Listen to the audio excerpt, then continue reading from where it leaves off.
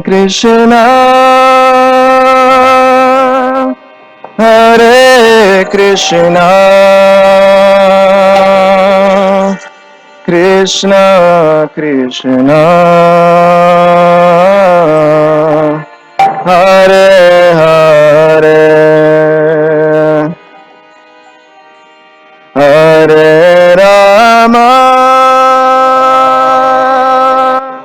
Hare Rama, Rama Rama, Hare Hare, Hari Bol. Hare Krishna, Hare Krishna, Krishna Krishna, Hare Hare, Hare Rama, Hare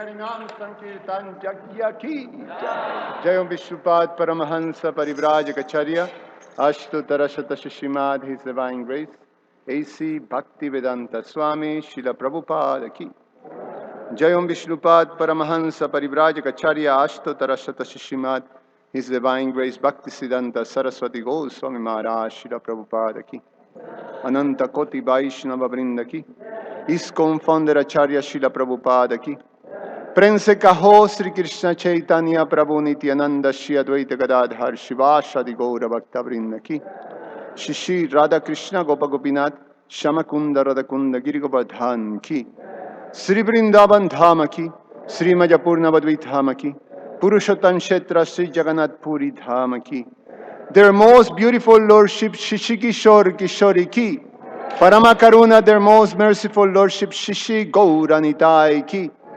Their most merciful Lordship Sri Jagannath Sri Baladev Srimati Subhadra Maharani ki Sri Harinam Sankirtan Jagya ki Garantara Shrimam Bhagavatam ki Dai Gaura Premanandi.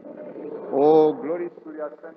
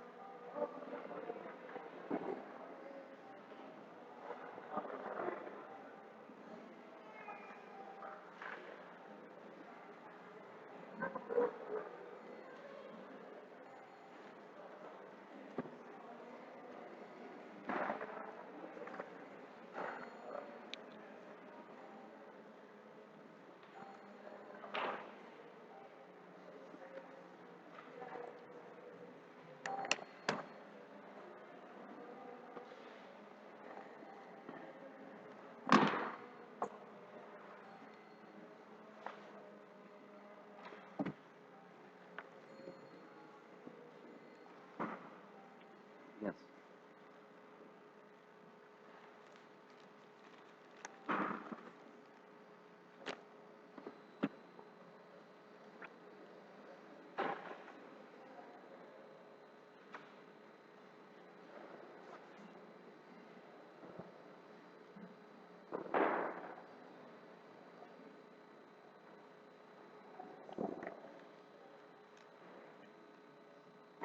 Go ahead. Go ahead. Go ahead.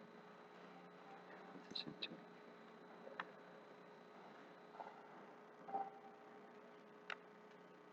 Now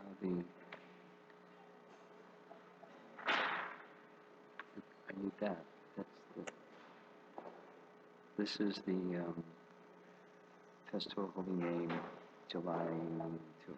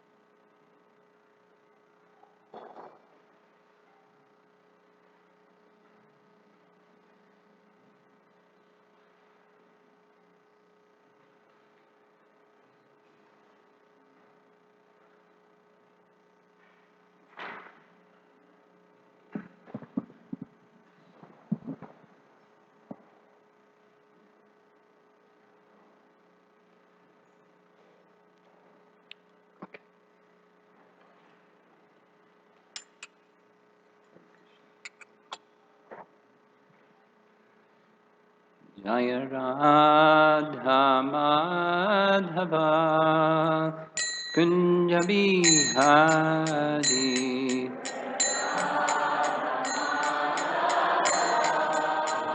Kunja Bihari Jaya Radha Madhava Kunja Bihari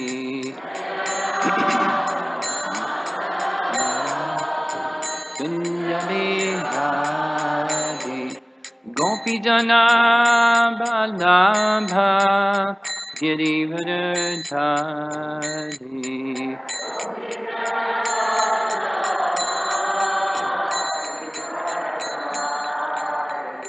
Gopi Jana Balabha Girivardhari Gopi Jana Balabha Girivardhari Jasodanandana Braja Janaranjana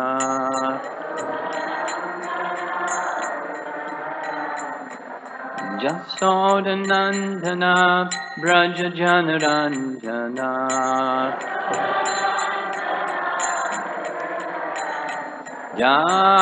Yamunatira Vanachari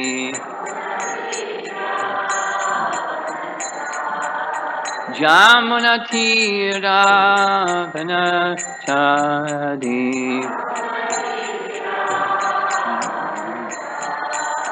Jaya Radha Madhava Kunja Bihari Madhava Kunja Bihari Jaya Radha Madhava Kunja Bihari Kunja Bihari Gopi Jana Balabha Girivardhari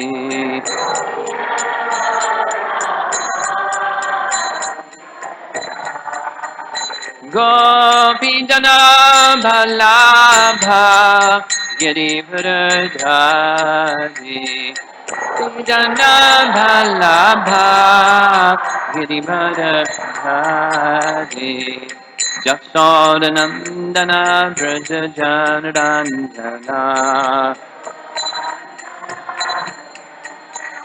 Jasodanandana Braja Janaranjana Jamunatira Vanachadi Jamunatira Vanachadi Jaya Radha Madhava Kunja Bihari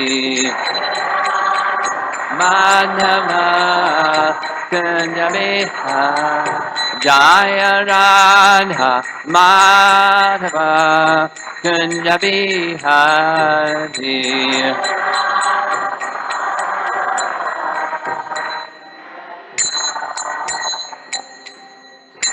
Jaya Vishnupad Paramahamsa Parivijakacharya Astatarasasi Srimad His Divine Grace A.C. Bhaktivedanta Swami Srila Prabhupada Ki Ananta Koti Vaishnava Vrinda Ki Grantaraj Srimad Bhagavatam Ki Gaur Premanandi.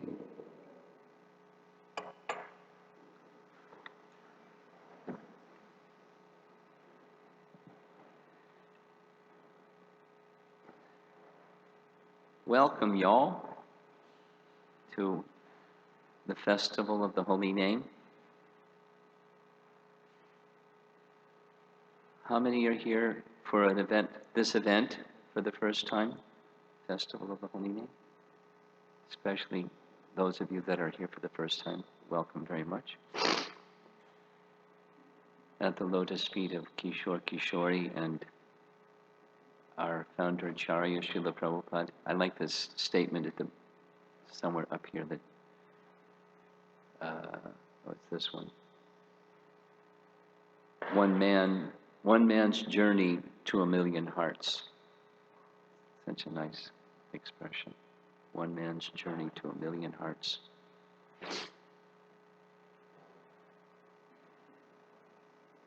An introduction to everybody.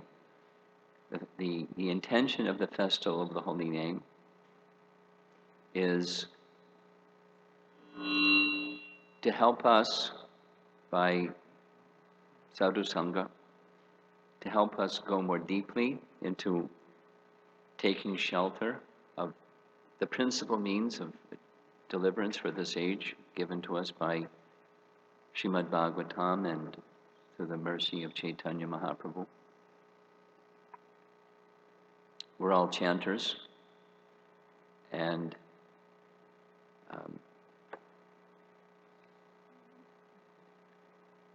as we did it last year at the Memorial Day weekend, inspired by Jai Jagannath Prabhu, we discussed the theme was acceptance and progress.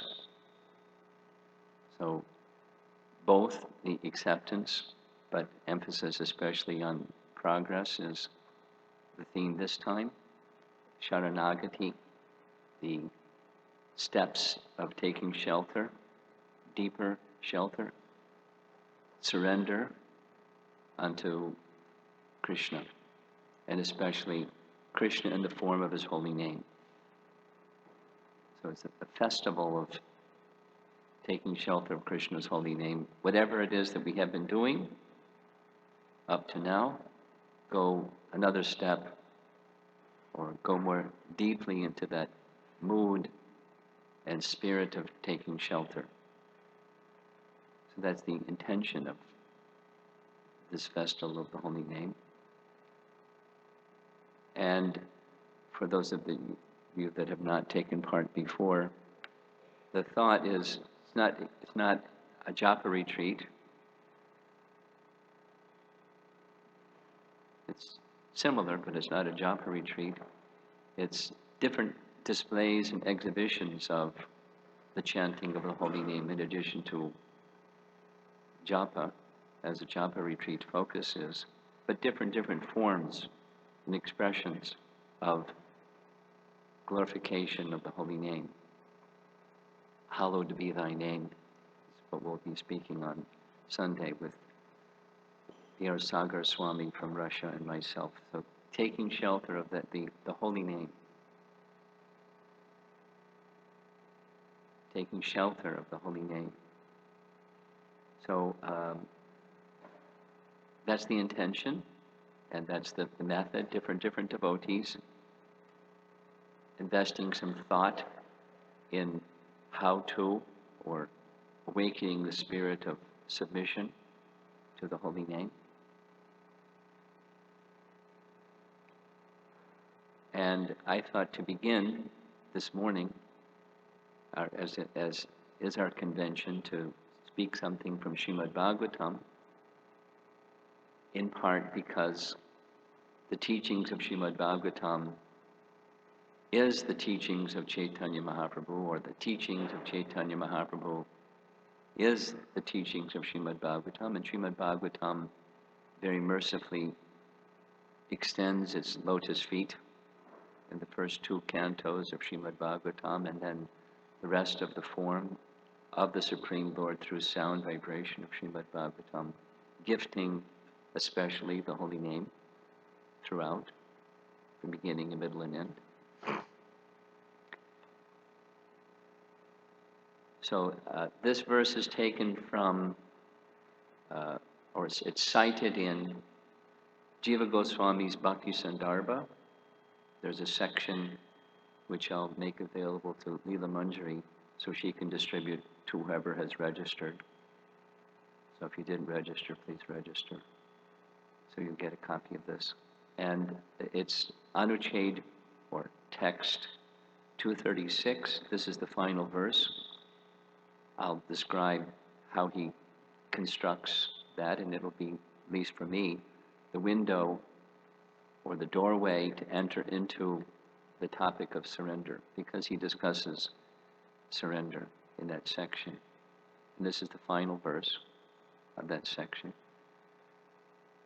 So this will be our beginning point.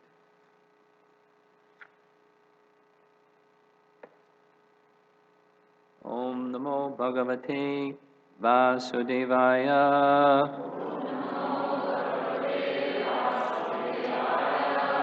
Om Namo Bhagavate Vasudevaya.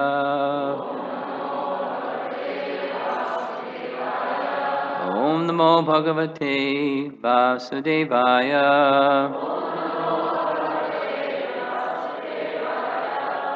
Can we turn the light on just for the chanting of the verse?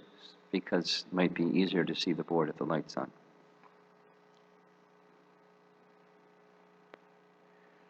Tapa trayena bihetasya gore. Santapyamanasya bhavadvanisha. Pashyami nanyach charanam tavangri. Dvandvata patrad amrita bhavarshat. Tapa trayena vihitasya gore. Santapyamanasya bhavadvanisha. Pashyami nanyach charanam tavangri. Dvandva tapatrad amrita bhavarshat.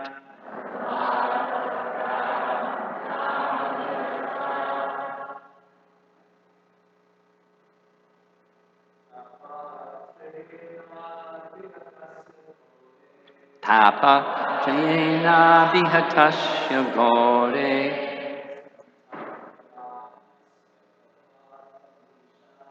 Santapyamanasya bhavadvanisha. Pashyami nanyach charanam tavangri.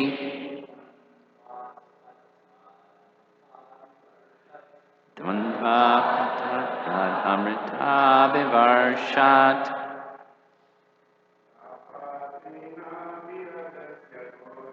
Tapa janena vihatasya gore.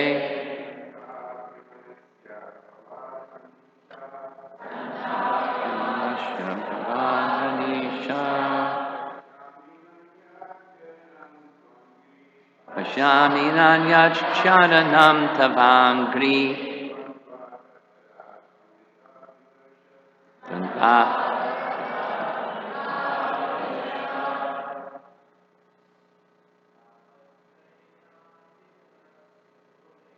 Tapa pranena vihatasya gore.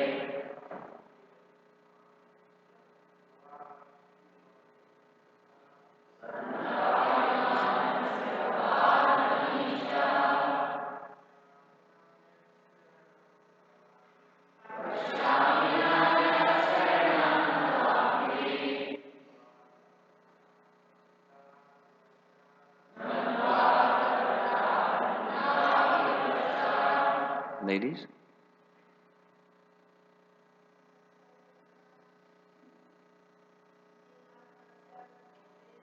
Tapa pranena vihatasya gore.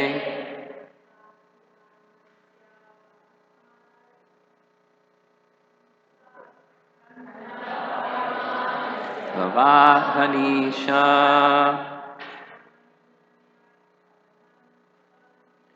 Pasyaminam Yachcharanam Tavangri.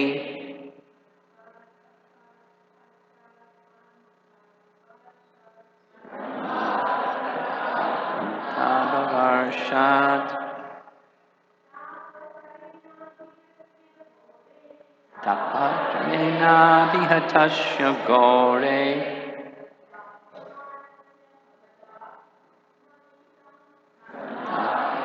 Tapasya bhavadvanisha. Pasyaminam Yachcharanam Tavangri.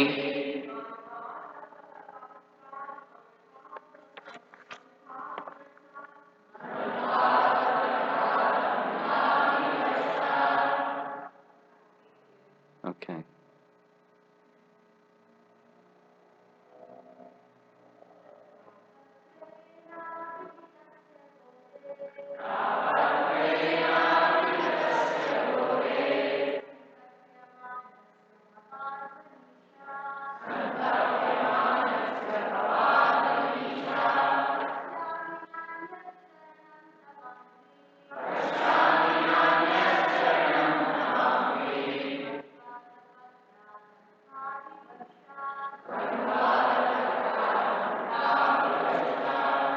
Tapa, by the miseries. Trayena, threefold. Abhihatasya, of one who is overwhelmed. Kore, which is terrible. Santa prayamanasya, being tormented. Bhava, of material existence. Advani, in the path. Isha, O Lord. Pashyami, I see. Na, none. Anyat, other. Sharanam, shelter. Tava, your. Angri, lotus feet. Devandva, of the two. Atapatrat, then the umbrella. Amrita, of nectar. Abhivarshat, the shower. Translation, my dear Lord, for one who is being tormented on the terrible path of birth and death and is constantly overwhelmed by the threefold miseries, I do not see any possible shelter other than your two lotus feet, which are just like a refreshing umbrella that pours down showers of delicious nectar. Very poetic. Purport.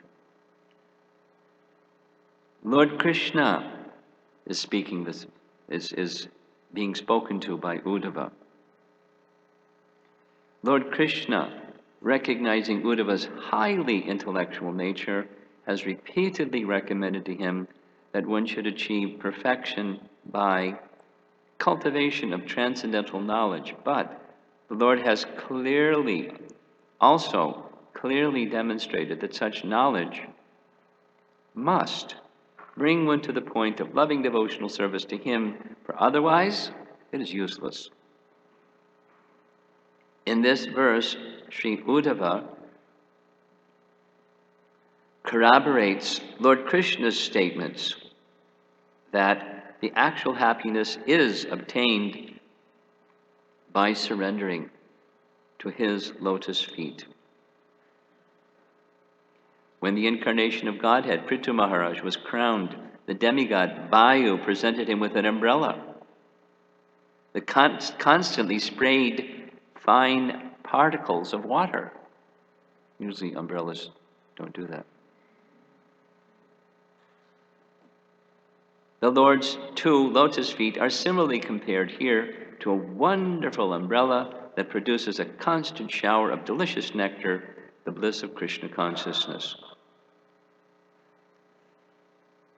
Normally, speculative analytical knowledge terminates in an impersonal conception of the absolute truth, but the so-called bliss of merging into impersonal spiritual existence can never be compared to the bliss of Krishna consciousness as stated here by Sri Uddhava. Krishna consciousness thus automatically constitutes perfect knowledge, since Lord Krishna is the ultimate shelter of all living entities. The words abhihatasya and abhivarshat are significant in this verse. Abhihatasya indicates one who is being defeated on all sides by the onslaught of material nature, whereas abhivarshat indicates a downpour of nectar that eliminates all of the problems of material existence. By our intelligence, we should look beyond the dull material body and nonsensical material mind to observe the unlimited shower of blissful nectar coming from the two lotus feet of Lord Krishna, that then our real good fortune will begin. Then our real good fortune will begin.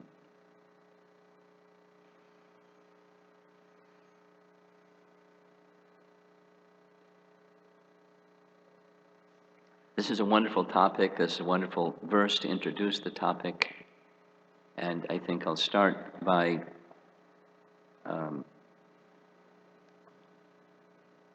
honoring Jiva Goswami and his indicating this verse as illustrative of the topic of surrender. Bhaktivinoda Thakur has used the word Sharanagati, and in his commentary, Bhakti Sandarbha, he used Sharanapati, same meaning essentially. What Sharanagati means, going to the position of, or attaining the position of shelter, and Sharanapati is shelter, manifesting shelter. So he begins the section and concludes the section, as is his style. He makes a statement, and then he presents verses from the Bhagavatam that support the statement. It's his methodology. He declares his methodology in the beginning of the Sandarbhas. He makes a statement. The statement is that surrender can be, or has two different elements, can be of two different types. One is, he says, making a declaration. From this day forward, we do this sometimes. I will Just simply take full shelter of you. The other is, with the help of intelligence, dismissing other shelters. Because intelligence, the right kind of intelligence, buddhi, is intelligence that Krishna gives, and Krishna gives the intelligence how to come to him. Yena mamupiyanti te.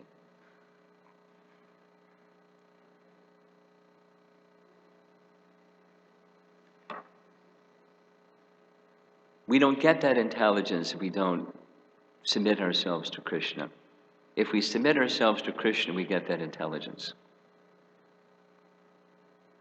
Because otherwise, it remains theoretical.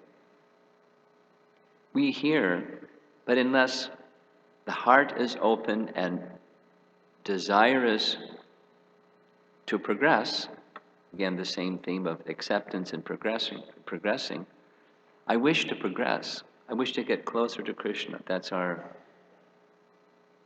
intention of this festival of the holy name, to get closer to the position of full shelter. So there has to be an intention and submission. Jiva Goswami goes on to describe these two, the statement, he uses that language, make the statement, so a statement that's from your heart. I wish to get closer to Krishna. There's different degrees of that, and there's different clarity of what that means. But even whatever the conception is, making that submission, I wish to get closer to Krishna, whatever that means to each one of us. That's the beginning. So he goes on, Jiva Goswami goes on to say, according to Vaishnava Smriti, there is a description of 6 limbs of surrender, which the Sharanagati songs that we'll be entertaining today will be covering those 6. So rather than repeating them all, he says one amongst the 6 is Angi, and the others are Angas. Angi precedes the Angas. Just like a similar understanding is Krishna is the source of all avatars. So there's avatars, but there's one avatari. Krishna is the avatari, who is the source of all avatars. Or there's 26 qualities of a devotee, our acharyas teach us, and one amongst them is the principal, and the others are marginal. Tatashta Lakshana, the marginal. They follow behind the one. Swarup Lakshana. Like Angi and Angas. Not exactly the same, but similar. So that one is Krishna Eka Sharana. There it is. Sharana. Surrender. Krishna Eka Sharana, not miscellaneous. And Krishna's, very important, and then there's miscellaneous others. It's Krishna Eka Sharana, and with Krishna Eka Sharana, the other qualities of a devotee follow. Similarly, Jiva Goswami writes in this Bhakti Sandarbha section, the Angi, of which the others are Angas, is Krishna is my master. Krishna is my master. He says of the 6, it's Goptritve Varanam. Goptritve Varanam is often translated as Krishna is my maintainer. So in a relationship of a master and servant, the servant is maintained by the master. The servant does service, and the master maintains the servant. There's other dimensions of servant and master. Jiva Goswami says that's principle, swarup, essential. then he goes on to say, then the others are to embellish that one, like accepting things favorable, rejecting things unfavorable, etc.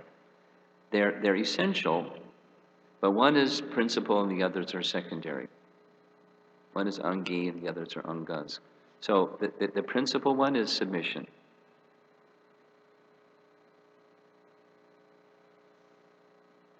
Mam ekam sharanam, just as Krishna says in Bhagavad Gita. There's so many principles of Dharma. He quotes the verse, or he refers to the verse, Jiva Goswami. Sarva dharmam parityaja mam ekam sharanam. That's the essence. The whole of the bhakti yoga process, from the beginning, intermediate, and advanced, the sadhana stage, the bhava stage, and the prema stage, it involves this essence of submission to the Supreme. Very similar, just symmetry here. In Brahma Samhita, when Lord Brahma is born on top of the lotus flower, from the stem of the lotus growing from the navel of Garbhodaksha Vishnu, he inquires, jigyasu, so many things. Who am I? Where did I come from? Etc. He searches and searches. By empiric method, he doesn't come to conclusion. He hears instruction to perform tapa. His tapa specifically is like ours, not by accident. It's chanting of mantra. And by chanting of mantra, he comes to realize his constitutional position as the eternal servant of Krishna. He goes further with his additional mantra and then understands his rasa, at least the beginning, according to Brahma Samhita. He gets an inkling of his rasa and continues, of course, become further advanced. So sadhana precedes prema. We're in the sadhana stage and we should progress towards the prema stage. Acceptance and progress. And the spirit, the foremost essence is this spirit of submission to the master.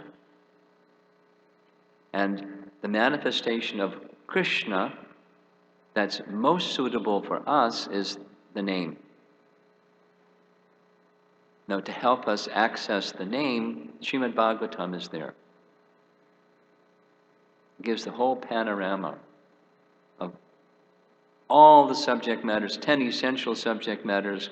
One amongst those 10 is the essence in ashraya. It's this ashraya means shelter. All other 9 topics of the Bhagavatam find that they're embellishing or expanding or giving further elucidation on the one, ashraya. So our spirit to progress in the chanting of the holy name is taking shelter of the holy name.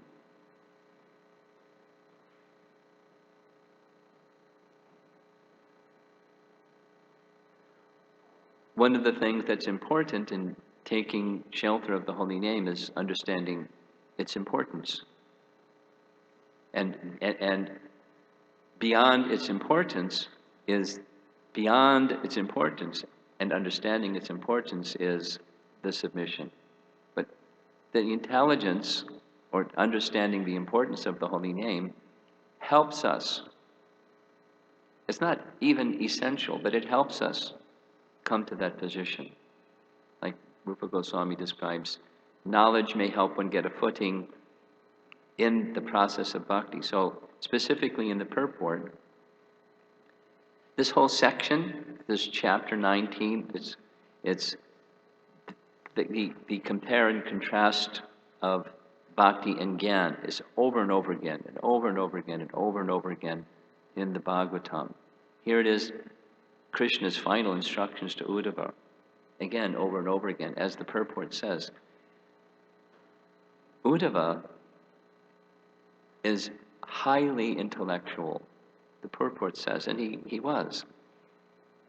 So, therefore, Krishna, in his relationship with Uddhava, is supporting that because it's an endowment that Krishna has given him, intellectual capacity. Intellect means to discern or discriminate this from that. Pots and plates, in the language of our acharyas. This from that. So in the material and spiritual, and varieties of spiritual and so forth. However,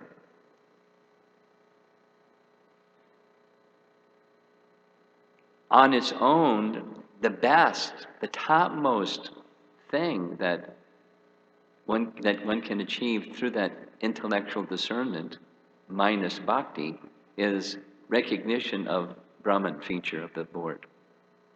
The all-pervasive, qualityless, personalityless, featureless, eternal supreme. So really, and Uddhava's indicating, I got it, I understand the message. And that is, with discernment, this world is fraught with danger. We just go through the terms that's on the board here.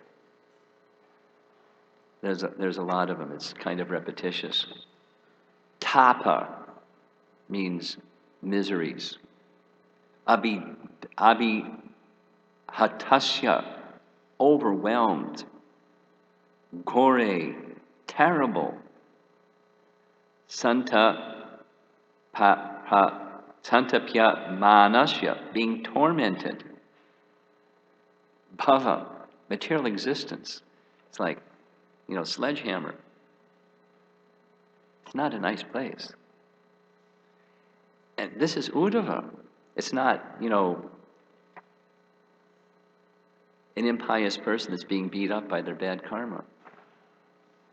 This is a just highly intellectual person that understands the nature of the place. Miseries, overwhelmed, terrible, tormented. It's the nature of the place. Now,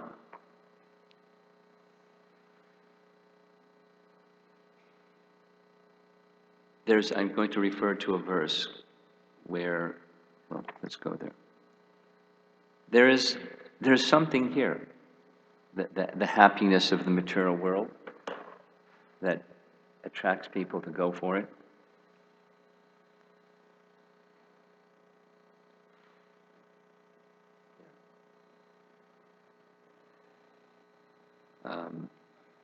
My dear Lord, Master of the universe, since I have directly seen you, my transcendental bliss has taken the shape of a great ocean. Being situated in that ocean, I now realize that all other so-called happiness would be like the water contained in the hoofprint of a calf. This verse is speaking of heavenly happiness. So, in this world, people that are religious, by and large, there's exception, by and large, they're wishing, Krishna says in Bhagavad Gita, they're wishing to follow their religion so they can increase their pious credits so they can enjoy in this lifetime and go to heaven after this lifetime. They get an upgrade. I worked hard and I get to go to the good place. And largely that's, for religious people, that's the conception. So this verse is specifically addressing that conception.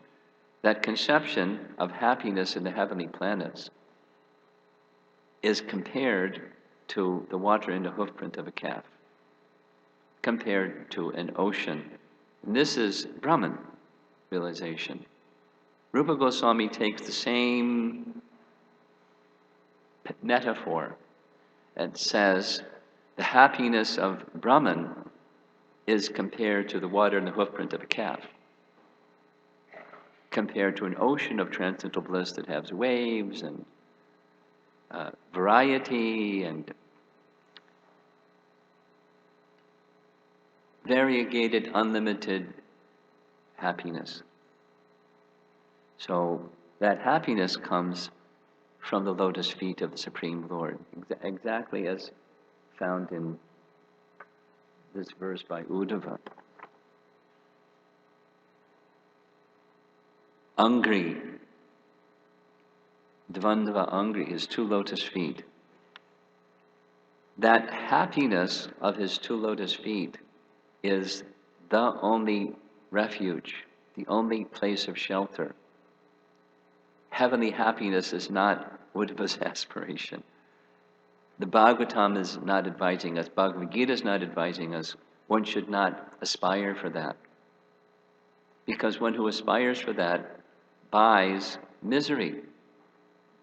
It's the nature of the place. It looks like happiness. What to speak of, the happiness of the heavenly realm, even in this realm. People are pursuing what they think is happiness. It's fruitive activities. It's enjoyment that's seen as separate from the Supreme Lord. So to progress further in approaching the goal of prema bhakti, we have to do our sadhana bhakti, where it's shelter not in the notion of getting relief from distress, although getting relief from distress is a natural byproduct of sadhana bhakti. According to Nectar of Devotion, or our first chapter of Nectar of Devotion, Rupa Goswami teaches in this sadhana stage, very quickly, kleshagni, the inauspiciousness or misery, kleshas, the sufferings of material existence are mitigated. In the bhava stage, they're not just mitigated, they're destroyed. Because there's no misery. There's no misery in the position of bhava and prema. Circumstances may be difficult. We've been discussing a little bit the prayers of Queen Kunti. She uses the word vipada, same as it's found elsewhere in the Bhagavatam, padam, yad vipadam natesham, step by step there's calamity. In preparing for this presentation, I was thinking, present in the room, I happen to know there's a number of devotees that are experiencing what might be called the vipada. Different degrees of it, different stages of it, but something very troubling to the heart. And people that aren't here that I know that are tuning in, vipada. Now, Queen Kunti recognizes vipada has happened to her and the Pandavas. At the same time, she recognizes, because of that, it increases the shelter-taking spirit of those that are undergoing that calamity. And because of that increased shelter-taking spirit and mood, there's reciprocation from Krishna. He shows his lotus feet. We're more interested, at least, in his lotus feet. And to the degree that we're interested in his lotus feet, Krishna reveals them.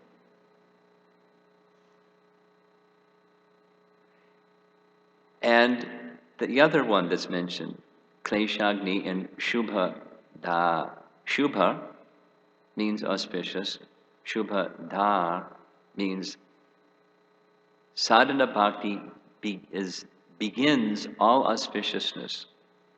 In the mature stage, it's completely gone. Now I want to make reference to, I like this topic a lot. And I like Srimad Bhagavatam a lot, so putting the two things together. In Srimad Bhagavatam, we find the essence of Srimad Bhagavatam is found, according to Jiva Goswami, in the realization of Vyas. That means specifically, Vyas, seeing into the future, because he's Trikala Gyan, he was living during the life of Krishna, towards the end of Krishna's life, Kali Yuga would begin, he looked into the future and saw what Kali Yuga was like, and so he did something out of compassion. He took the sound vibration of the Vedas and put them in writing, including divided them and distilled down the Puranic portion of the Vedas to a smaller number of verses, and the essence of all of those 1 billion verses became 400,000. That's a big reduction. 1 billion to 400,000. But he was still feeling something's not right. Narada came and instructed him, fix your mind. You haven't sufficiently glorified Krishna. You've done a very good job indicating how people can be elevated through ritualistic performances to lift them from the modes of nature, help them become pious, prosper in so many ways in this life and after this life. You've done a very good job. But you haven't sufficiently described this direct glorification of the Supreme Lord. So, 2, fix your mind in meditation on the personality of Godhead in full devotion to Him. And 2, that which you perceive or realize, write one literature that's just that, glorification of Krishna. So he followed the instruction of Narada. And the verses that describe his realization are very important. And if you read them carefully, one is describing the sadhana stage. Well, one describes the misery stage and why. That the living entities are transcendental, but they misidentified themselves as product of the modes of nature, this body, and covered by ignorance, they suffer unnecessarily. That's the suffering part. Then he understood the mitigation part.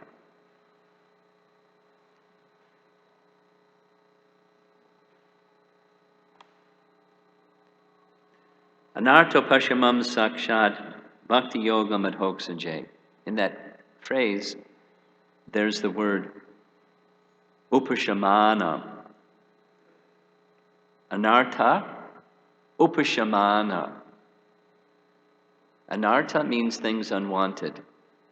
Things unwanted arise largely, especially the ones that don't go away easily. Unwanted things that arise from offense. The source of unwanted things is offense. And upashamam means mitigates. Mitigate means diminishing. Like in law, someone does a crime, but there may be mitigating circumstances that reduce the penalty. It's convicted of a crime, but mitigating circumstances may reduce from a judge the severity of punishment according to the crime. That's a legal example of mitigating. So in this case, mitigating means reducing, diminishing the impurities of heart, the unwanted things in the heart. Anarto pashamam sakshat bhakti yogam adhoksajay. That's the sadhana. That's what we're doing. Sadhana bhakti. And part of the experience is, it's kleshagni. The miseries are being mitigated. Thank you, Krishna. But the purpose of bhakti is not just mitigate the circumstances of misery. The purpose of bhakti is to be in our relationship with Krishna, the essence, the angi, the acceptance of Krishna as our master. And if we don't accept Krishna as a person, then it's impersonal. We may be chanting mechanically or engaging our devotional service, doing the behaviors of, getting the benefit of, but not getting the real, not progressing. So, at least an emphasis that I wish to make throughout is that the submission means there's a person, and the person on the other side is reciprocating to the degree that there's submission. there's distraction. We all know what distracted chanting is. The mouth is going and the mind is going. And they're not connected. We're not present with Krishna and His holy name. We're not calling Krishna. We're making the sound, but the heart is not open. The heart is covered and the mind is traveling. So now back to these two things that Jiva Goswami's commentary on the subject of Sharanapati or Sharanagati. There's two things. There are two approaches. They go well together. The first one is submission. The other is with the intelligent discriminating things that interfere with that. And actively weeding out the weeds and growing the creeper of bhakti, that submission unto Krishna. Both. Increasing the submission to a person. And the good news is Krishna reciprocates. It's not just our effort. If it's just our effort, we're still in this, actually it's atheism, or at least impersonalism. It's certainly material consciousness. I'm the doer. A step beyond where we are to go further into the shelter taking is, there is this relationship that actually that's what the heart hankers for. And that's what we should go for, not just mechanically something, but from the heart. Big difference. Big difference. And that means that's the relationship, and Krishna responds. The very next verse in Vyasa's realization is absolutely finishing material involvement. He says, Yasyam Vaishruyamanayam Krishne Paramapurushe. Simply by giving oral reception to this Vedic literature, Srimad Bhagavatam, the feeling for loving devotional service to Lord Krishna, the Supreme Personality of Godhead, sprouts up at once to extinguish the fire of lamentation, illusion, and fearfulness, shokamoha and bhaya, and apaha. It extinguishes it, completely uproots. Now, bhakti has the power to uproot if it's properly followed. If it's not properly followed, it's something like cooking your meal with the fire here and 6 feet high is the pot. It's going to take a while. Maybe eventually, you'll boil the water or get warm enough you can cook the rice. But you have to bring the pot closer to the fire.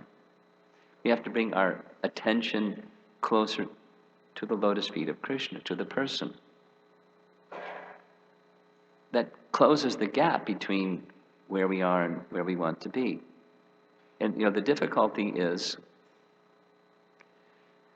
we're attached. We're not attached to the misery, but we're attached to the sources of misery. And so we stay in the position of misery, even when we're chanting, and we don't progress. Like the example of rowing the boat, but leaving the anchor. You row your boat, but you don't go gently down the stream. You don't go anywhere. You're stuck, or progress is very slow. The intelligence to remove the attachments follows from the submission. The angas follow the angi. Accepting things favorable, rejecting things unfavorable. It's one of the stages of, according to Vishwanath Chakravarti Thakur, it's one of the stages of unsteady bhakti. There's 2 of them. Things that I know I should do, I don't do. Things that I know I shouldn't do, I continue to do. Why is that? Because intelligence isn't active. Even I know what to do, what not to do, I don't do. Because the spiritual strength isn't there. Spiritual strength isn't there because I'm still attached to the things that I shouldn't be doing and so forth. I'm not sufficiently active in the field of submission unto Krishna. That's the message here. So the prema stage is shoka, moha, bhaya. Those things are uprooted, apaha. Now we struggle. Maybe there's somebody here that doesn't struggle. But as far as I know, myself included, struggle is there. And what is it that we're struggling with? We're struggling with our false ego. And instead of our true sense of self, is this position of being Krishna's our shelter, and he's our master. Our position is just to be in his service, period. Like Prahlad says in his prayers to Lord Nrsingadev, please don't ask me to take a benediction from you. Our relationship is the relationship of servant and master. Those of you from India, you know this term, vanik, merchant. Like a Vaishya, same notion. He says that's not a relationship. That's not a business relationship. I do and you do for me. That's not a relationship. There's only one thing. You're the master, I'm the servant. That's it. So please don't ask me to ask something from you. Please don't do that. That's not a relationship. And when one takes that position and matures by sustained effort in that position, the prema stage gradually, the creeper of bhakti gradually matures, and the prema stage unfolds. That's what our acharyas describe, what Vyasa is saying. There's another very nice verse that's become, of late, one of my favorite verses. So it connects with this directly. Bhayam dutiya abhinivesha taksyat ishadape tasya viparya yo asmriti. Asmriti, there's smriti and asmriti, remembrance and forgetfulness. So this forgetfulness comes from viparya yo, false ego, misidentification.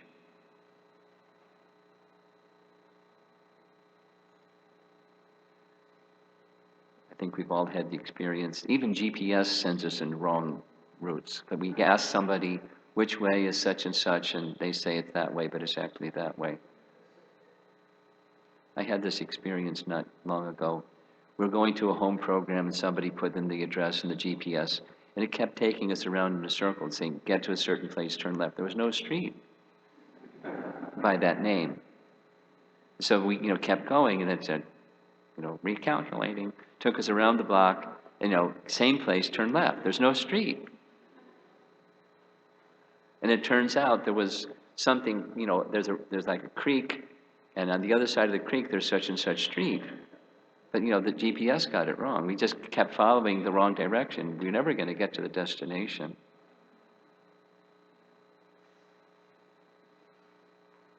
So we called the person and said, well, how do we get to your place?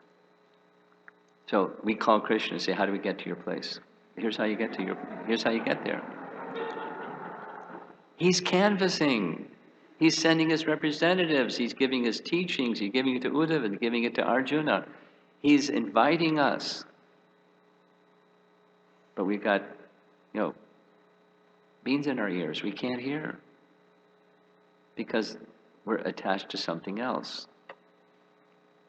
So that attached to something else, it gives rise to bhayam. Bhayam dvitiya abhiniveshita. Abhiniveshita means obsessive attachment. Not just, kind of I like, but we're attached. Abhiniveshita. And dvitiya,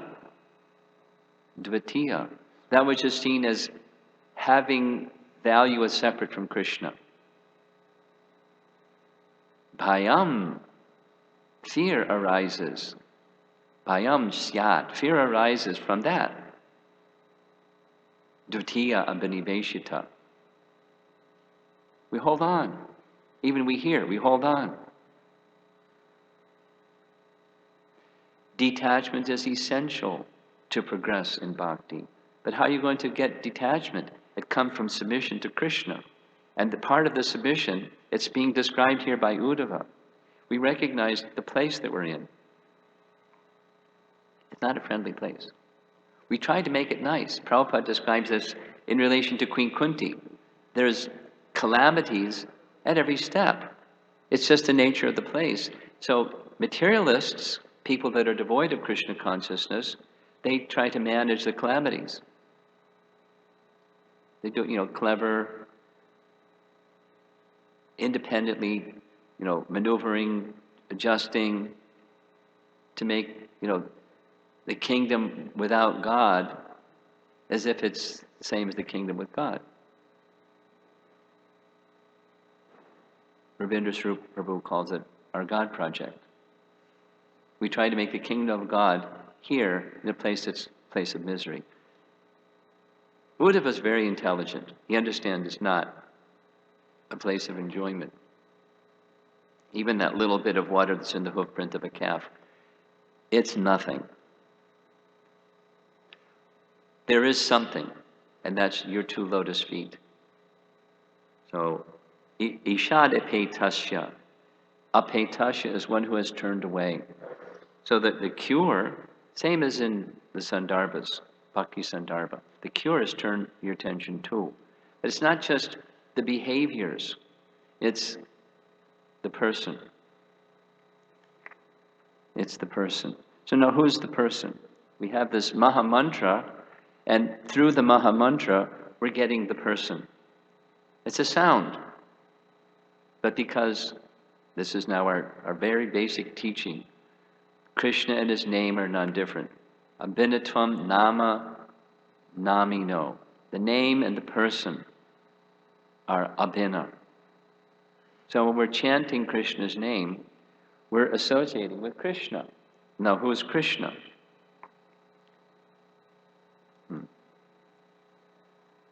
There's a nice description found in Baladev Vidyabhusan's commentary on Vishnu Sahasranam. Most of you know what that is. From the section from Mahabharata, 1,000 names of Vishnu. Krishna is in one of those names. Baladev gives the following commentary on the name. The syllable Krish means existence. And the syllable Na means bliss. The combination of these two is Krishna, the name of the Supreme Personality of Godhead. So that's the meaning, and so the meaning indicates a person. The existence of all bliss. Sometimes the syllable Krish, I've heard this from Sanskrit scholars, Hridayananda Maharaj and Radhika Raman, both, because I consulted both to make sure I got it right. Krish means to attract. So we say, he's the all-attractive. So when we chant Krishna's name, Jiva Goswami makes this explanation, when the word Krishna is uttered in a mantra, the very moment the first syllable is vibrated, the sound attracts the attention of Lord Krishna himself. We become attracted to the all-attractive, and Krishna becomes attracted to the one who is chanting his name. It's not a solo program. It's not a doership program. It's not an impersonal program. It's a personal program. And to go beyond our present stage of chanting the holy name, it's essential, at least progressively, to understand the name is the person. This is the value. Our attention goes to that which we hold as valuable. The name is Krishna. most valuable thing, because within Krishna is everything. And one who understands that takes shelter of Krishna. And so they then want Krishna as my only shelter. This phrase is going to come up in the Sharanagati songs. You'll see this again. Mamata. Jiva Goswami quotes this in this 236 text from Bhakti Sandarbha.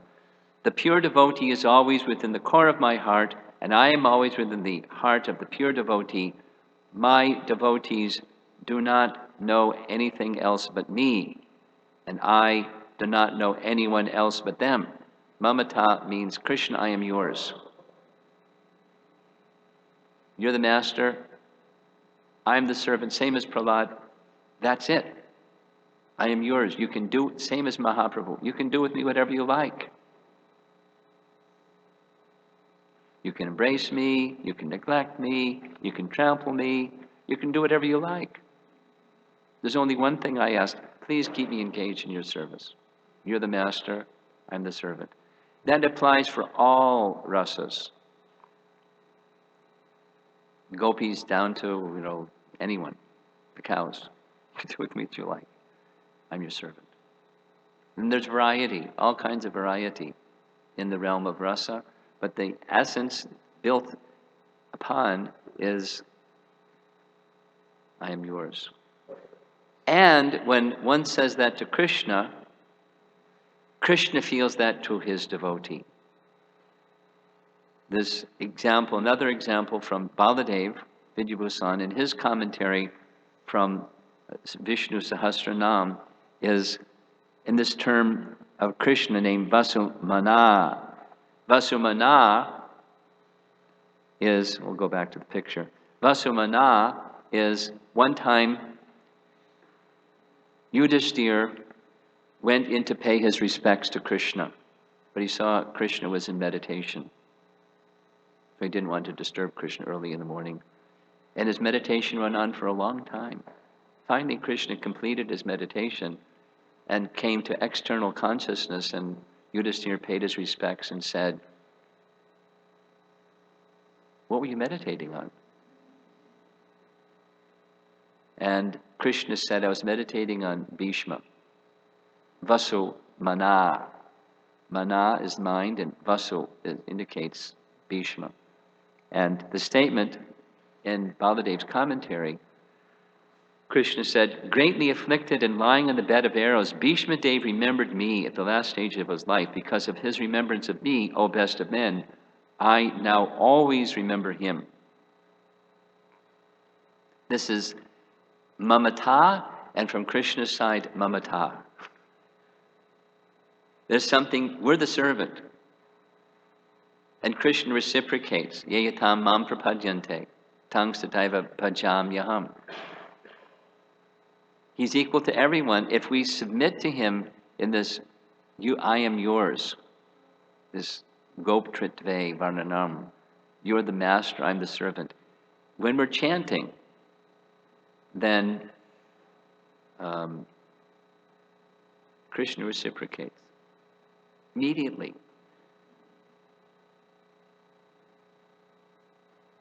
So think about it. Next time we have kirtan in the course of the day, and you're chanting, and you're saying Krishna's name, and depending upon the sincerity that you're calling the person,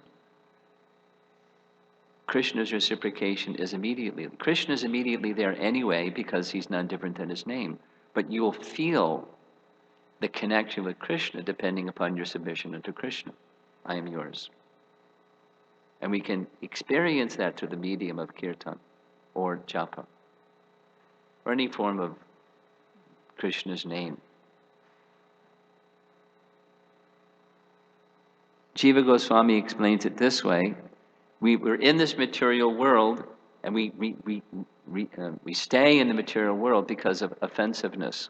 It's even described in the Sandarbhas that the bhava stage sometimes doesn't come to the prema stage because of some previous offense. He gives the example of Bali Maharaj. And because of that previous offense, he fell. from the bhava stage. So how do we go beyond that? What's the remedy?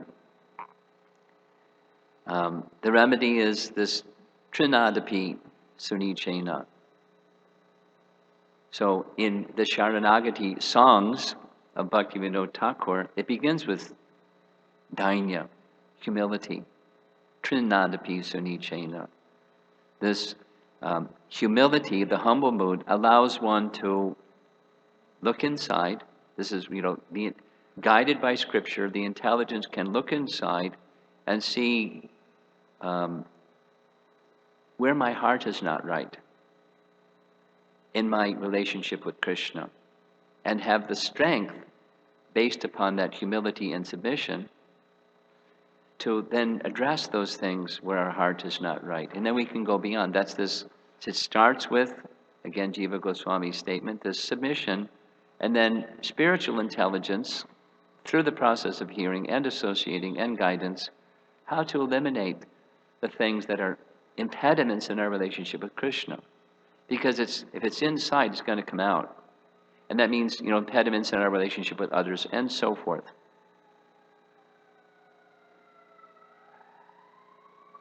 Again, referring to Queen Kunti and other great devotees, there may be some difficulty, there may be some vipada, calamity. It's the nature of the place. So the calamity doesn't indicate necessarily that your heart is dirty. In our case, it's commonly, our heart is dirty. In the case of Kunti, it's an impetus to take further shelter of Krishna. So the misery becoming mitigated and the mercy becoming received is the message. So then we have to get to this stage of no false ego. My goodness, that's too much to ask. But bhakti has the power. Kapila Dev says to Devahuti, the power of bhakti can dissolve false ego. What's left if you don't have false ego? You have your relationship with Krishna only. Jiva Goswami refers to this phrase from Padma Purana, Namaha. It literally means I leave aside false ego. If you leave aside, how do you do that without submission to Krishna? Ma represents ahankar, false ego, and na represents negation of ahankar. Thus, by uttering namaha, one negates one's independent attitude. We'll hear some more about this. The jiva is dependent on the Lord. He lives with dependence. Therefore, one should completely reject the idea of accomplishing by one's capacity. Practically anything, like becoming a better chanter, by our own capacity. It's the submission, the intelligence and strength given by Krishna, and then in the mood of service you carry out what Krishna indicates.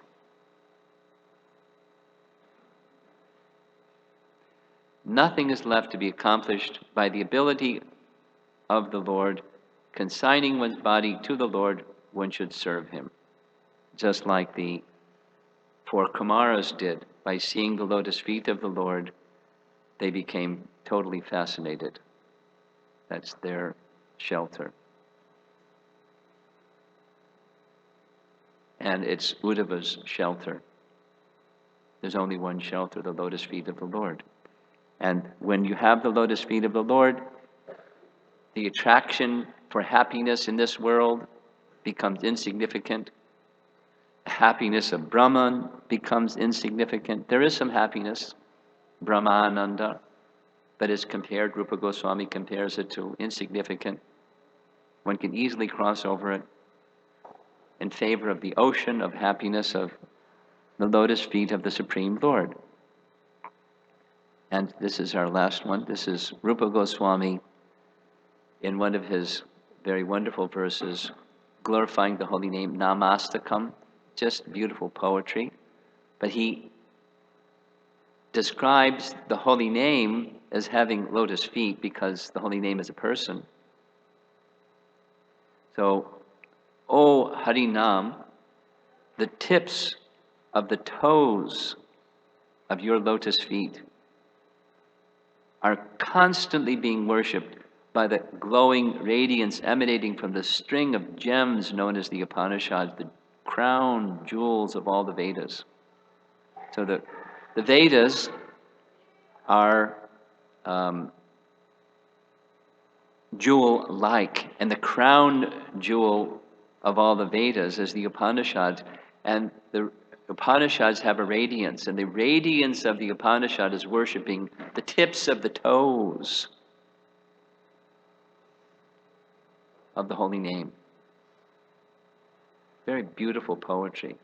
Srimad Bhagavatam, similarly, the chanting, beginning with the chanting of the holy name and all the other processes of devotional service, beginning with the chanting of the holy name, carries one beyond material existence.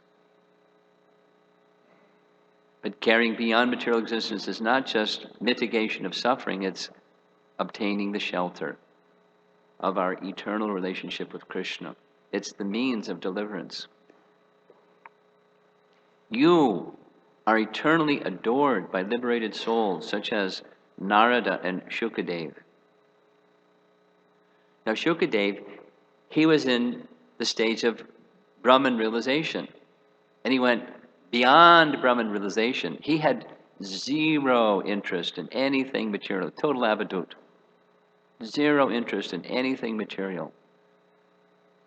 And he was experiencing the bliss of Brahman, and he left both for the shelter of the lotus feet of Ajita, the personality of Godhead, who is not fallen. And similarly, Narada. Simply delivering the message of Krishna everywhere with total freedom because of his total shelter in the personality of Godhead. So these two transcendentalists, they have a great attraction for the holy name. So let us similarly take shelter. So that's the theme of our weekend together. Sharanagati, taking shelter of the holy name of Krishna as the Supreme Person, the exclusive shelter for us. One last thing. In the verse on the board here, there's a word that means umbrella. That's Ata Patrat. Ata Patrat. Umbrella is, normally we carry an umbrella to keep the rain. So Uddhava is saying, the umbrella of your lotus feet, it stops the rain of the miseries, but it also gives this shower inside, nectar shower of sweetness and ecstasy. So simultaneously, you're relieving us, your lotus feet relieve one of the miseries of material existence and give the shower of nectar. I don't see any other place.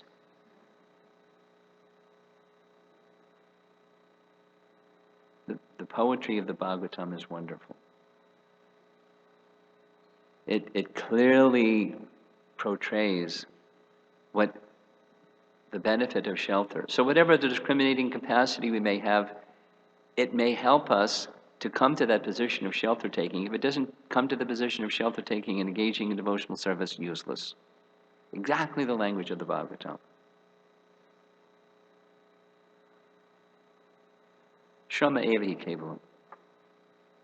Strong. Shrama evi kevalam. Useless. The benefit is it can bring us to the shelter. So let us see how, in the course of our time together, we can increase our shelter taking and get some spiritual strength so that those things that are our favorite distractions can be minimized.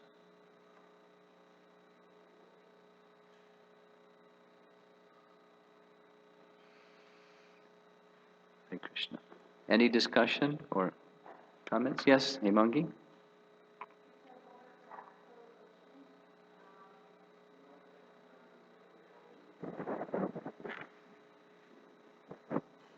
Hare Krishna, Guru Maharaj. It's more a practical question. Um, every ashram has its own challenges. Every Ashram ashram. has Yes, its it own does. challenges. So Yes. I'm very specifically referring to my ashram, Grihastha ashram. Okay. Um, like you were saying that when challenges are there, we have to take exclusive shelter of Krishna by avoiding taking shelter of other shelters. Yes.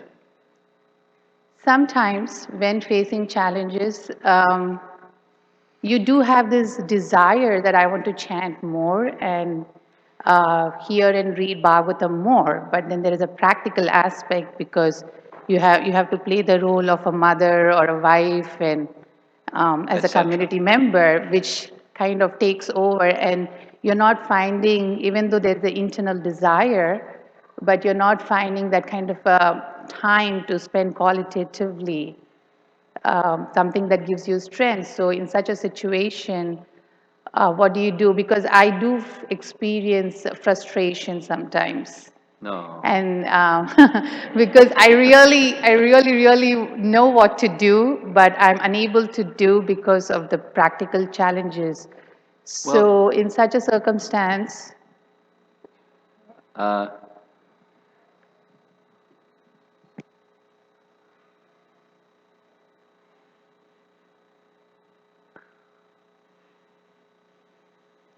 keep it simple by saying,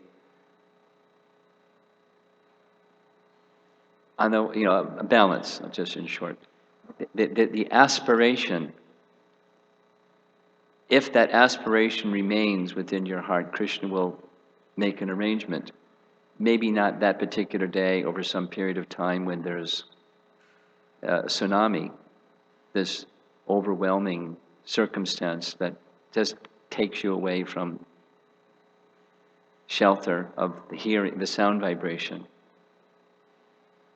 No, even in those circumstances, there are ways that hearing can continue, maybe not to one's heart's satisfaction, but ashram specific or circumstance within one's ashram specific.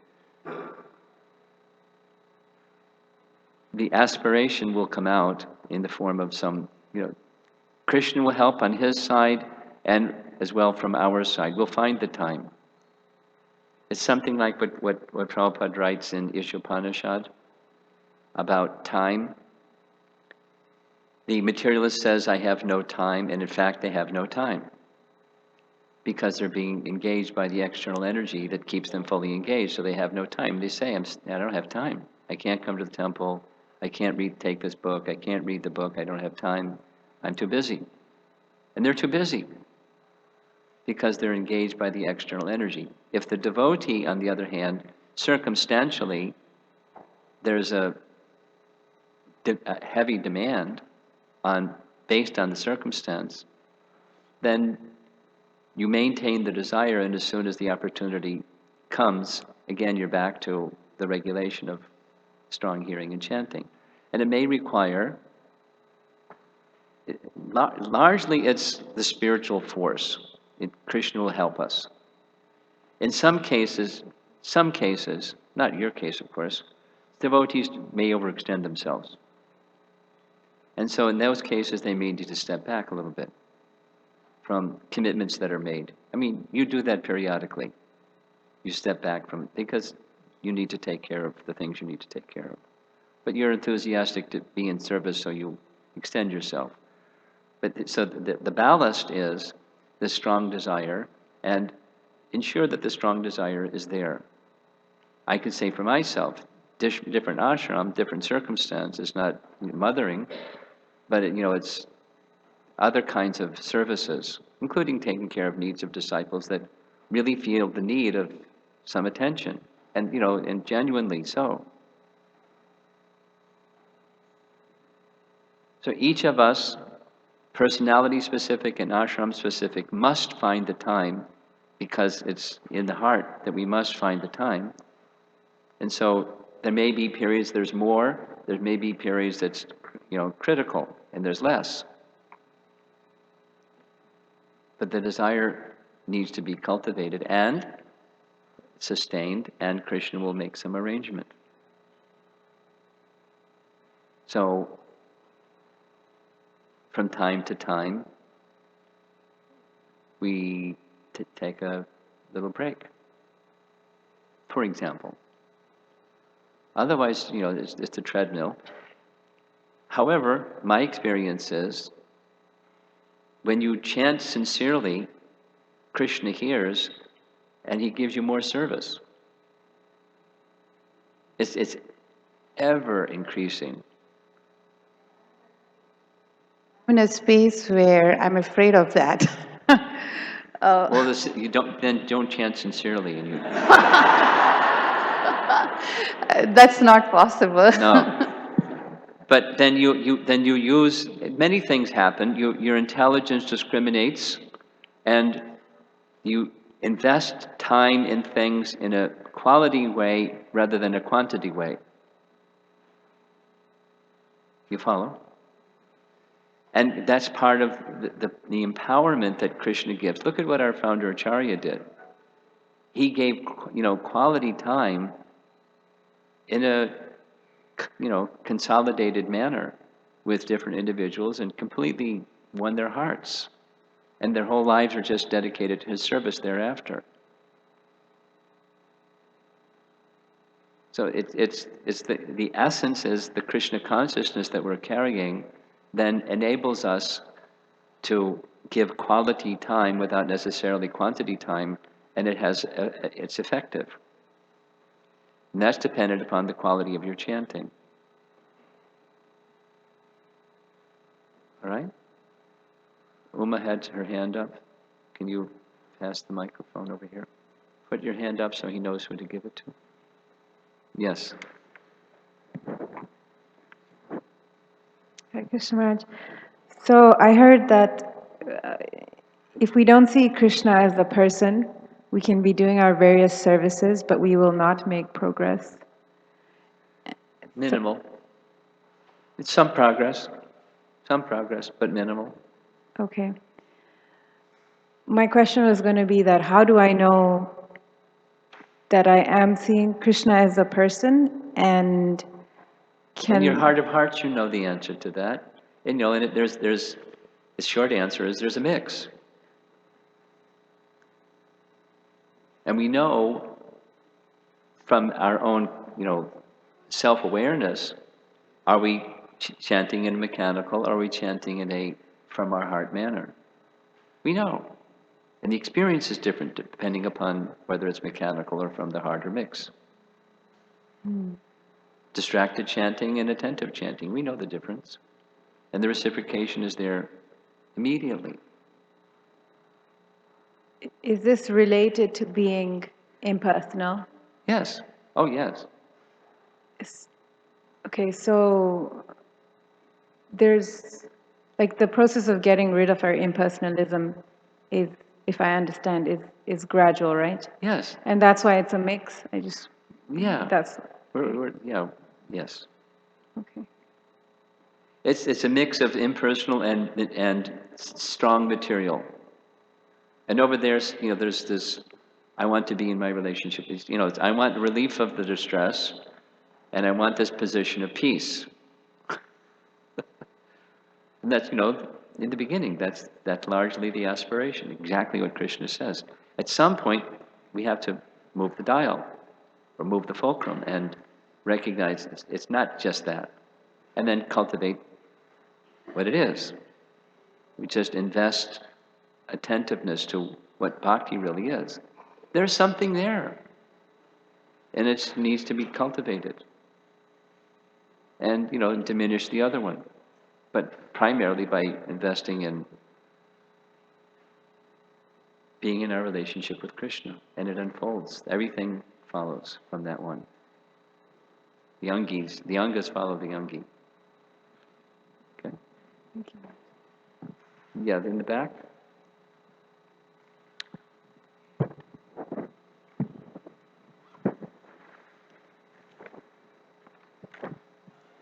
Maharaj, is there a difference between taking shelter of Krishna's lotus feet as opposed to taking shelter of Krishna's holy name? No. Next question.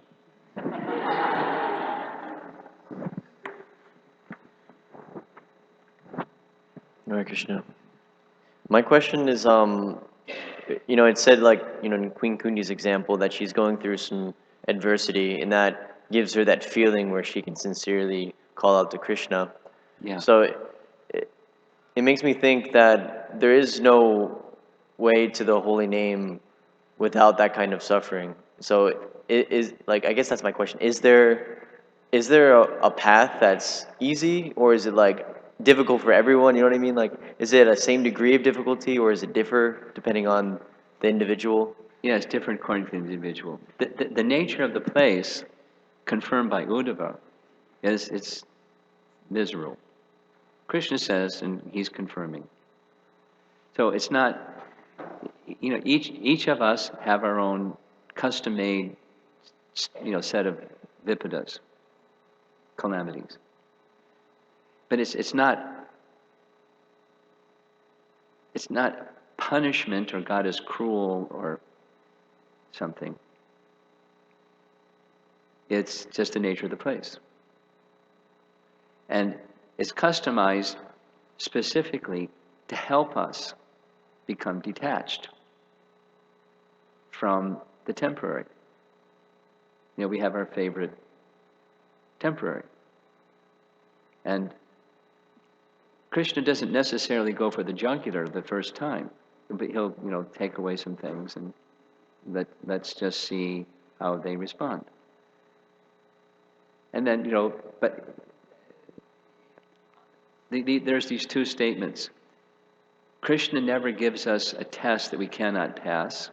And then there's another one, the spiritual master never gives to a disciple a service they cannot perform. That is, with the instruction comes the ability to carry out an instruction. Just like, fix the mind on Krishna. We might say, well, can you give me another one? That's too difficult. But within the instruction to do so is the power to do so. So, great devotees, we can say, referring to a number of examples of great devotees, their calamities are such that we would never be able to survive. Prabhupada said that about himself, two of the disciples in the early days. You would never have been able to survive what I went through. He wasn't bragging, he was just saying, it's very severe. And your capacity isn't that, so Krishna didn't put them through that. So, it's not cruelty or it's not, something. It's customized. Go ahead. Jai Jagannath. In the English language, we hear the word submission used generally in a couple of ways. One way we hear it used is like a acquiescing, like, I don't really want to do this, but it's good for me, sort of submission. And then we use it also in the sense like one might submit a resume, or you might give an account of something. And in that second sense, we're giving it to a person we deem worthy for whatever reasons. I'm submitting my resume there. Yeah. So, And we want something. and we want something in return. I think also in our teaching we see its usage in both ways. I see that in Bhakti Rasamrita Sindhu. My question is coming, I'm in a dilemma here. My dilemma is that oftentimes, at least in our family, we use the word submission kind of more in the first sense. It gives this sort of sense, at least, this emphasis. And we need to submit without there being the like precondition of finding that person, Krishna namely, worthy. In other words, we don't have the faith that warrants that level of submission. And yet we're told to submit without really yet having that level of faith. And so I'm wondering, what are the negative consequences of doing so? But then on the other side, I'm getting this image that I've heard from Srila Bhaktisiddhanta, where he says, if you have to learn swimming, you have to get in the water. There's no other way to learn swimming. You can't learn outside of the water and then later on see what you learn. You have to learn in the water. So in that sense, that sort of example gives viability to the use of submission in the first sense. Like, okay, I don't have the full confidence yet, but if I am to really gain from this, I have to submit. So that gives, but on the other side, I don't have enough trust in this person, Krishna, to warrant that level of submission that I'm being asked to do. So those are the two sides of my question. What are the negative consequences of submitting without faith? That's the first side of the question. And the second side of the question is it necessary even if we don't have that much faith or we don't deem ourselves as having that much The faith? second one you've already answered by Bhaktisiddhanta reference. But, the first one, supposing somebody's passing by a Harinam party, no submission. Is there benefit? Definitely. They may put the Bhakti Chaitanya Maharaj described when he was living in London. He would pass by the Harinam every day because he had to go to work, and he would cross the other side of the street, thinking, something not positive. But that hearing had some effect. So without submission, it was having effect. Now, going forward, are there negative consequences for submission when we don't have sufficient faith? Well, it's a little bit, I like, physical therapy or yoga as examples. There has to be a little stretch, but not too much because then you can damage the body. When you're building the body, physical therapy or, flexibility in yoga, you don't want to go too far because you end up in the hospital. So something, but the negative consequences, artificially too much. And then, the bungee cord, it goes right back or further. But, using Vishwanath Chakravarti Thakur's example of Utsaha Mayi, that's where we begin, commonly, artificially. Utsaha Mayi. We go too far. It's not, so your question specifically, are there negative consequences? Well, it depends on our orientation of heart. I could recalibrate, it's beyond my capacity, and just recalibrate. Or I could feel, I've been let down.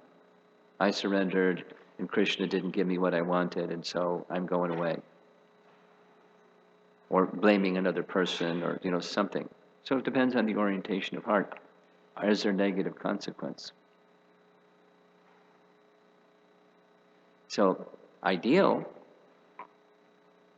isn't always real, but ideal is there's somebody who's trustworthy, who's guiding, and the trustworthy person has some sense of the capacity of the individual, and again, like Mikey's question, they can calibrate, customize the recommended portion of surrender. Even it's beyond, a little bit beyond your capacity, but, sustainable. And, with support, then sustainable. The ideal is there's guidance from a qualified person. Otherwise, it can be negative consequences if one's heart isn't properly oriented. There's a lot of that because people have been damaged in so many ways in the course of life. And something that even looks like one of those things, that damaged things, can send one into orbit. And then blame Krishna or blame the person or blame the something, not take ownership of their feelings. That's where it can have negative consequences. There's lots of damage in the lives of people. So therefore, proper guidance is most valuable. If you can get proper guidance, you're very fortunate. And stay situated carefully in that proper guidance position. Make steps that are sustainable. It's easy for me to say. I'm an avowed incrementalist. Bhaktivinoda Thakur, following him, progress is a series of small steps in the right direction. But please make the steps. Don't just, be complacent. Please make steps. Small steps, sustainable steps, and continue to make them in the right direction. So it has to be guidance what the right direction is. Somebody may be headed in the wrong direction, step by step. And that's a problem. And false ego gets in the way when you tap them on the shoulder and say, "Excuse me, but you're headed in the wrong direction. Get away from me." Or something. One last question, and then we're going to end.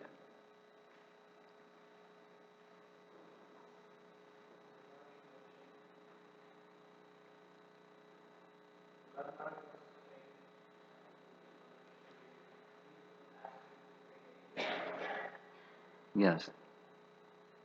So, recognizing our conditioned nature and how to move forward to that super highest conscious level. Well, follow him. What does that mean? Well, I'm here and there's the standard. So let me be careful. It's just like, somebody, is it okay to pray to Krishna? There's a difficulty. Krishna, help me with this difficulty. Sure. This is the answer to your question is in that whole seminar or the whole retreat, acceptance and progress. We have to accept our position, and we act from our position, which is honest to our position, recognizing I want to make progress. So according to my position, nice verse, paraphrased from 11th Canto Bhagavatam, a devotee may recognize I have an attachment for something that's unwholesome. And I know that if I continue to act on this unwholesome thing, it's going to bring misery. Now, the acceptance part is, however, I recognize I'm attached to this something. And so, here I go.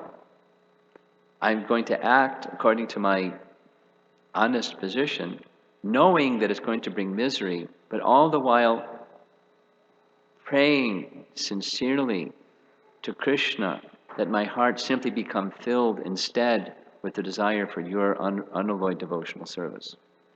So we manage the unwholesome thing or the temporary thing, or I want something other than your 2 lotus feet. It may not be unwholesome, it may be wholesome.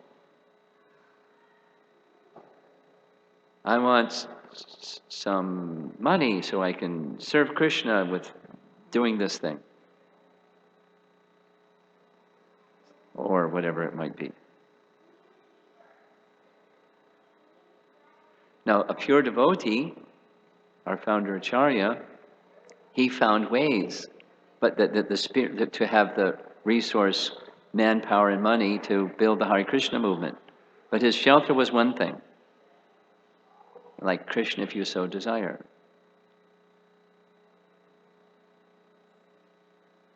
And it wasn't just, cute. It was Krishna, if you so desire. It wasn't cosmetic. He knew what Krishna's desire was, but placing Krishna's desire first to serve you. And if Krishna doesn't supply, that's just fine. If Krishna supplies, that's just fine. Health. In order to serve strongly, we need health. Krishna, if you so desire.